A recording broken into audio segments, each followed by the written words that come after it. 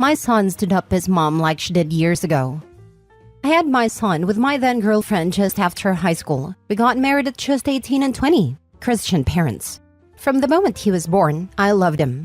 But my ex thought otherwise. She'd blame him for ruining her life, leading her to mentally and verbally mistreat my boy up till we divorced. It was a clean break, as she left with her new rich boyfriend saying if her future was ruined, her new rich boyfriend can help her live the life she wanted. My son is such an angel. He always thought it was his fault and tried to do his best to be the best son for me, leading him to be very easily influenced by others' criticisms and stuff. Since his classmates' moms treat their kids right, everyone's hero is their mother. Even after all the abuse she put him through, he still wanted to visit her. His normal bad parenting, making plans she couldn't attend to.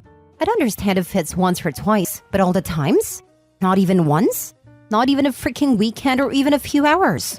He basically had no maternal figure in his life, and this made him have trust issues and became really quiet. But thank goodness for therapy, he got much better.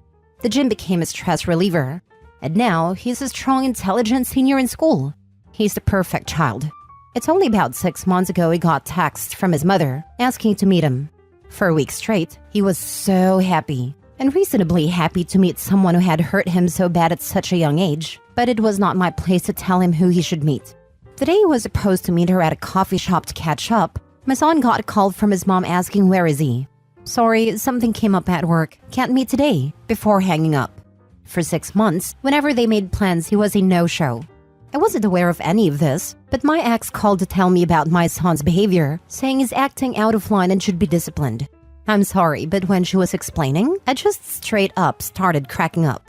I told her that he's doing what she did to him years ago, and I will not be disciplining him for something she indirectly taught him. I feel bad for her, but is my son really that wrong to no-show his mom? My son did want a relationship, but decided against when she accidentally let it slip that she wanted money. It was over a phone call, so I have no evidence that that's what she wants. But knowing her, it sounds exactly like what you do. I believe she married me not only because of her parents, but also the fact that my parents did own quite a big business in my home country that made them somewhat wealthy.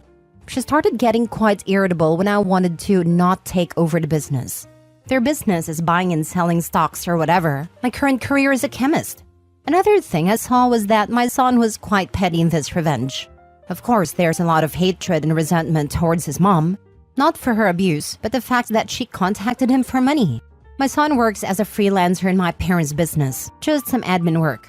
She knows that if she called me, I would have straight up said no. Now for the top comments. Nah, good on him. She has no right to demand that your son get disciplined when she clearly didn't care about him until now. She literally mentally and verbally mistreated him when he was younger, and now she expects him to just forget everything? Good on him for giving her a taste of her own medicine. Good for him. It might be worth sitting down and saying, as your dad who is supposed to teach you respect and kindness, that's mean.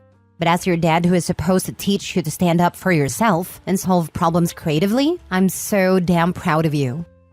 What you did may have not been right, but it sure as heck wasn't wrong. I mean, it's funny, but it's also still clear your son is holding on to a ton of anger and resentment against her. Please make sure he stays in therapy. The gym can't be his only outlet for stuff like this. It's just not enough for issues this significant. It's also still clear your son is holding on to a ton of anger and resentment against her. I wouldn't let this take control of my life, but no chance in hell I would ever forget or forgive this. I would spare only the apathy and rejection she has shown, no more no less. This kid owes nothing to their genetic donor. Next story. My niece was the reason my marriage fell apart, and now she's completely a narcissist like her mother anyhow. This is long, so let me apologize in advance, but I need to say the things I keep bottled up inside me somewhere anywhere. About 7 years ago, my ex-husband and I had a decent marriage. It wasn't perfect, but marriage rarely is. Our kids were well-behaved. We both worked, and we had our kids in activities outside of school to keep them healthy and active. We had one blimp, where intimacy had died off for about a year, but we had talked and took an adult-only vacation and sparked that back too. My sister had moved a few years prior, about 6 hours away from the family. She uprooted her kids because she needed a change after her divorce. The problem was, she basically began to act like a teenager, staying out all night partying or drinking, and made her oldest child care for the younger two, as well as her new friends' children too. Summer vacation approached that year, and my mom asked me to go pick up my nieces and nephew for a month-long visit. We arranged for the oldest to stay with me and the younger to stay with my mother so that the oldest would get a break. When I arrived to pick them up, my sister told me her oldest did not want to come, but she was forcing her to. For the first 2 weeks, my niece cried every day. I finally approached her and told her I was sorry she didn't want to be here, but she cried harder and told me she wasn't crying because she didn't want to be here. She was crying because she didn't want to go home. My husband and I spoke about her moving in with us at 18, but she told me if she returned home, she wouldn't live to see 18. He was very against taking her in. Not because he didn't love her, but because it was a financial burden to our family, and a fight with my family if we did. But I believed my niece's threats and I fought. First him, then my sister and my mom. We ended up keeping my niece through tons of fights. We got very little to no help financially or emotionally, but we did the best we could by her. But it was a crack, like the kind you get in your windshield and it just keeps getting bigger every time something small hits it. My niece got pregnant as a teen, just like her mother. The crack grew. My husband and I fought about money. The crack grew more. By the time my niece moved out at 17 and back in and out again, the windshield was beyond repair.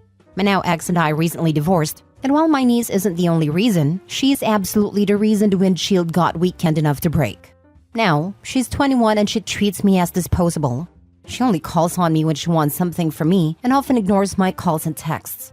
She told me she thought I had a perfect family and that she regretted moving in with us because she was wrong.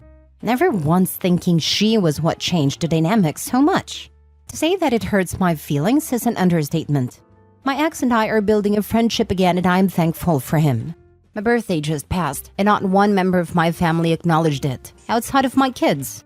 But my ex and his stepmom both did, and I am very grateful for them.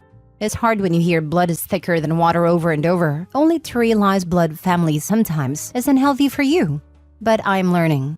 Edit, since I see this recurring in the comments, let me say that both me and my ex-husband did everything to make my niece feel welcome and safe.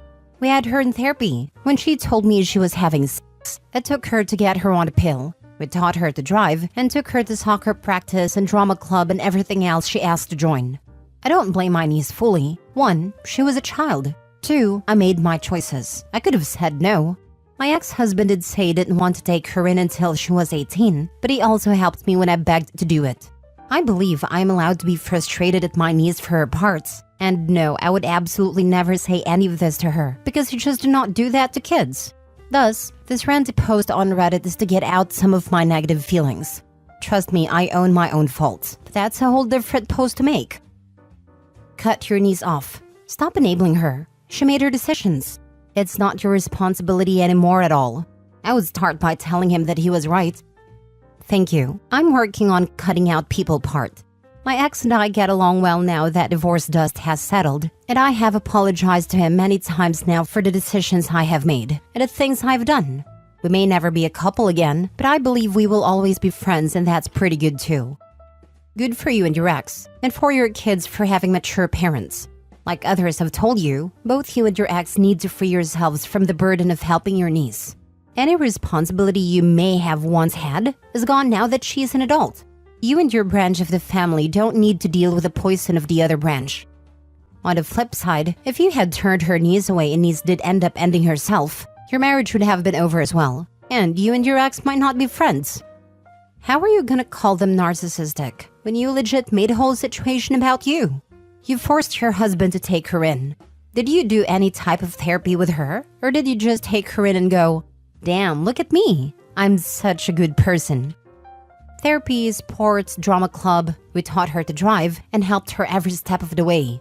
We tried our best to treat her as our own, and that includes my ex-husband. While he didn't love the situation, he tried to be the best father figure to her he could be. You'd have to ask her if she felt resentment from him, because it's obvious that he didn't want to do this from the get-go. I also wouldn't be shocked if you spilled some of the rage you feel for her in this post into her daily life as well. In the end, you picked up a traumatized/abused child. It really shouldn't upset you that much that she ended the way that she has.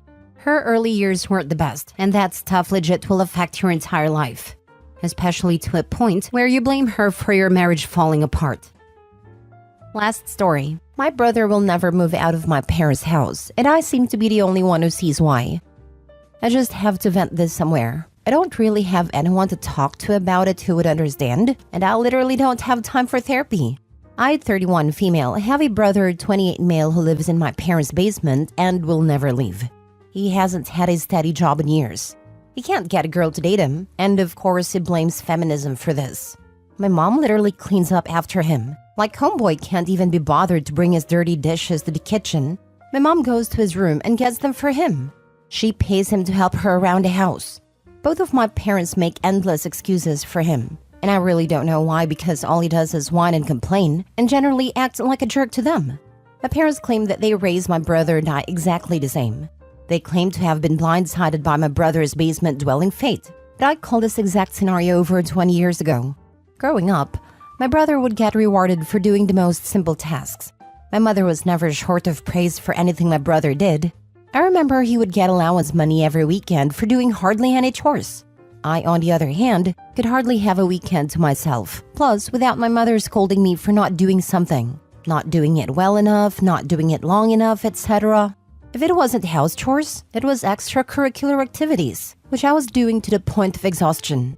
No matter how much I did, it seemed like it just wasn't enough. The thing is, I really wasn't a bad kid in general. I never had any disciplinary issues in school, but as soon as I came home, you would have thought I was Satan himself from the number of restrictions put on me. My mom was constantly going through my things and she never did this with my brother. So on top of never having time for myself to just goof off and be a kid, I never had privacy. I started hiding my diary in a hole in the dry wall of my closet because my mom openly admitted to reading it. I became highly introverted and guarded, and I barely made any friends in school. My brother, it seemed, was given the free rein to do whatever he wanted whenever he wanted with no consequence. In hindsight, I think my parents were being sexist in how they raised us, but at the same time, I just thought my parents, especially my mom since she was our primary caregiver, were plain dumb to be always giving so much praise to my brother when he did so little to earn any of it. I really started to resent both my parents and my brother in middle school, and I was pretty open about my frustrations. Of course, they blamed hormones and teen angst, but at 31, those feelings haven't gone away. I've just gotten better at disguising them for the sake of protecting my parents' feelings. I started devising a plan to move out pretty early, even trying to run away a few times. There was a point where my parents were deflating my bike tires every weekend and hiding the pump. I managed to get out pretty much the minute I turned 18 and moved into my own apartment several states away. Because of the way I was raised, I can't stand having anyone control me or my life, and I'm very sensitive about who is in my space and for how long. In addition to living alone, most of my adult life, I've always been self-employed since moving out of my parents' house, so I had to hustle really hard to maintain this lifestyle. And yeah, that meant doing some morally questionable activities, but I don't regret it because I never had to move back in with my parents, and I've always been in control of myself.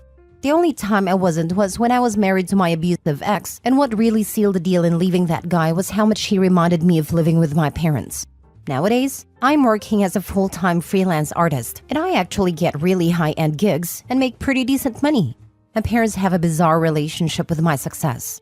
They seem to want to take credit for it in some ways, which I guess they should because it was how much I hated being around them and hated having someone telling me what to do that motivated me to choose this career path and get good at it. On the other hand though, they can't talk about any of my accomplishments with the rest of my family because it makes my brother wildly jealous. My brother, who I should mention does have time for therapy and supposedly goes, blames his inability to get out of the house on me. In my resentment of him while we were growing up, he says I traumatized him. My parents tell me that it's his trauma that I caused that has him unable to function in the world and move out of the house. And since I'm apparently the source of this trauma, anytime I'm at my parents' house, my brother makes a point to avoid me. The last time I was there, while I was hanging out with my mom, her phone was going off every second with a text from my brother complaining that I was there visiting. Everything I did while visiting my parents had to be carefully choreographed around my brother, and he still wouldn't stop complaining. I'm basically a second-class citizen in my parents' house every time I visit, because his needs must always come first. At this point, I don't even know what to tell my parents. It's obvious to everyone around them that they're enabling my brother to be a perpetual child, but my mom has a never-ending list of excuses for why she can't kick him out. And how he's just about to get into the field he's always wanted to be in. He just needs a little more time to get on his feet, blah blah blah. And of course, it's all my fault because I was the difficult child, and he wasn't. I feel like I've been sabotaged out of ever really having a loving and supportive family because they're too busy cuddling my brother. Anyways, thanks for reading my rant. I feel better now. Is your name Shannon, perchance? I have a pair of cousins just like you. Sister is incredibly hardworking. Graduated college early, got a master's, bought her own place at 31, has always had a minimum of 2 jobs. Her younger brother is 36, dropped out of school, never had a job or a girlfriend, and lives in his parents' cottage smoking weed all day. Yet, for some reason, every time you talk to them, it's Rob this and Rob that, and Rob starting his surfboard-making business. He isn't. They've coddled him into being a bum, and acts like everyone doesn't know it. It's bizarre, and just once I'd like to interrupt one of their monologues about all the great stuff their son is up to, and tell them he's a freaking burnout bum, and anyone with eyes could see it. No, it isn't, but I feel your pain, Shannon. I actually think your parents did you a favor by being strict unknowingly. The way they coddled your brother has made him not be able to function in society. Your parents will and are growing old, and it will reach a time when they themselves will need someone to take care of them. Do you think your brother will?